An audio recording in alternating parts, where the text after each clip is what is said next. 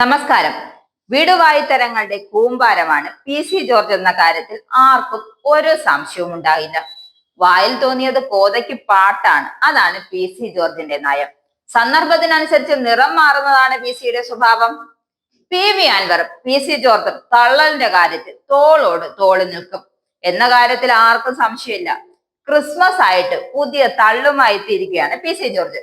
വരാനിരിക്കുന്ന അതായത് 2026 നടക്കാനിരിക്കുന്ന നിയമസഭാ തെരഞ്ഞെടുപ്പിൽ BJP ഒന്നും രണ്ടും ഒന്നും അല്ല 32 സീറ്റുകൾ നേടുമെന്ന അവകാശവുമായി എത്തിയിരിക്കുകയാണ് BJP നേതാവ് പി സി ജോർജ്. തള്ള അവിടം കൊണ്ടൊന്നും തീർന്നില്ല. 2029 ലോക്സഭാ തെരഞ്ഞെടുപ്പ് നടക്കുമ്പോൾ കേരളത്തിൽ ഒരു BJP മുഖ്യമന്ത്രി ഉണ്ടാകുമെന്നാണ് പി സി പറയുന്നത്. LDFന്റെ തുടർ ഭരണത്തെ കുറിച്ച് നമുക്ക് പിന്നെ ആലോചിക്കാം എന്നാ പി സിയുടെ വാക്കുകൾ പറയുന്നത്. പിന്നെ 32 എണ്ണം നമുക്ക് വന്ന പിന്നെ ബാക്കി 110 സീറ്റല്ലേ ഉള്ളൂ. ഇവന്മാർക്ക് വീതം വെക്കാൻ ബാക്കി ഉണ്ടാവും. അതെങ്ങനെ വീതിക്കുമെന്നൊക്കെ നമുക്ക് നോക്കാം. എന്നിട്ട് നമുക്ക് മുഖ്യമന്ത്രി ആരാണെന്ന് അപ്പോൾ ചർച്ച ചെയ്യാമെന്നാണ് പി സി വക തള്ളൽ. പാലക്കാട് ഉപതെരഞ്ഞെടുപ്പിൽ സ്ഥാനാർത്ഥി നിർണയം പിഴച്ചിട്ടില്ല പോലും എന്നാണ്.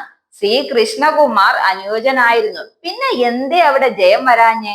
കിട്ടാവുന്ന കഷ്ടം തന്നെ. താൻ നേരിട്ട് ശോഭയുമായി സംസാരിച്ചതാണെന്ന് പറയുന്ന പി സി നിലവിലെ സ്ഥാനാർത്ഥി തന്നെയാണ് പാലക്കാട് നല്ലതെന്ന് ശോഭ പറഞ്ഞതായും പറയുന്നുണ്ട്. അതായത് പി സി അങ്ങ് തള്ളി മറിക്കുന്നുണ്ട്. സന്ദീപ് വാര്യർ എന്തായാലും പാർട്ടിയിൽ നിന്ന് പുറത്തു പോവേണ്ട ആളായിരുന്നു. ഞാനിപ്പോ നിൽക്കുന്ന സ്ഥാനത്ത് നേതൃത്വത്തെ തന്നെ നേരത്തെ പറഞ്ഞതാണ് സന്ദീപ് വാര്യരുടെ കാര്യം പ്രശ്നമാണെന്ന്. നടപടി വേണ്ടി വരുമെന്ന്. സന്ദീപ് വാര്യരെ BJP പുറത്താക്കാൻ ഇരുന്നതാണെന്ന് പോലും. അപ്പൊ അങ്ങ് സന്ദീപ് എന്ത് ചെയ്തു? സന്ദീപ് വാര്യൻ അങ്ങ് ഇറങ്ങി കൊടുത്തു. എന്ത് ചെയ്യാനാ? BJPക്ക് നടപടി എടുക്കാനുള്ള ഒരു അവസരമാണ് സന്ദീപായിട്ട് അങ്ങ് ഇല്ലാതാക്കി കളഞ്ഞു വന്നു. ഈ കുറ്റം പറയുന്ന പി സി നേരത്തെ എവിടത്തെ ആയിരുന്നു എന്ന് ചിന്തിക്കുന്നതും ഒരല്പം നല്ലതാണ്. ഉമ്മൻചാണ്ടി മന്ത്രിസഭ പി സിക്ക് ഓർമ്മയുണ്ടോ എന്നൊന്നും അറിയില്ല. അവിടുത്തെ ഒരു വിപ്പ് സ്ഥാനമൊക്കെ ഉണ്ടായിരുന്നു. അതൊക്കെ അങ്ങ് ഓർമ്മയുണ്ടെങ്കിലും പി സി പറയാം അതൊക്കെ പഴങ്കഥയായില്ലേ എന്ന്. ഇപ്പൊ പുതിയ വിവാദങ്ങളും മേച്ചിൽപ്പുറങ്ങളും ഒക്കെ നോക്കി നടക്കുന്ന തിരക്കിലാണ് പി സി ജോർജ്. ഇനി എന്തൊക്കെയാവും നമുക്ക് നോക്കാം.